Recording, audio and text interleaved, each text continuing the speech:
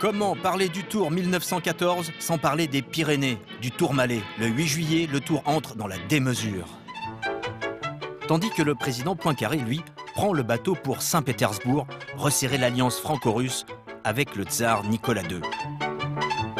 Alors que l'extrême droite cultive l'idée de revanche, les socialistes de Jaurès descendent dans la rue pour protester contre l'engrenage des alliances qui conduit selon eux mécaniquement à la guerre. Nos coureurs, eux, sont déjà dans la bataille. Au départ de Bayonne, il n'y a plus que la moitié du peloton pour signer les registres. 84 rescapés pour attaquer les 4 grands cols pyrénéens sur 326 km. Mais les attaquer avec quoi? Des machines de course de 12 à 13 kg, jantes en bois, patins de frein sur les pneus et surtout, pas de dérailleurs, alors qu'il existe depuis déjà 10 ans. Mais Henri Desgranges s'y oppose.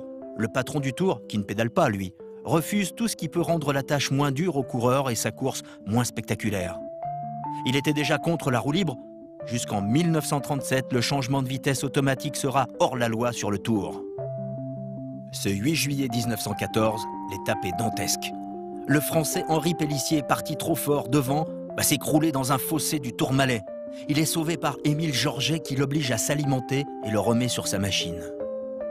Octave Lapise, premier vainqueur des Pyrénées en 1910, s'effondre lui aussi. Les favoris tombent comme des mouches. Petit Breton perd 1h30, Faber 1h34.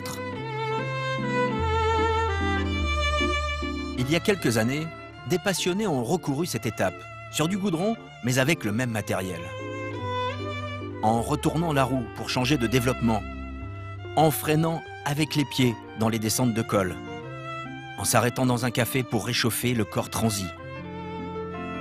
Et sans doute aussi en recrachant la célèbre phrase de Lapise en 1910 dans le Tourmalet qui lançait à l'adresse des organisateurs et de Desgranges. Des assassins. Vous êtes tous des assassins. Silencieux, économe, Philippe Thys, le leader, est parti prudemment.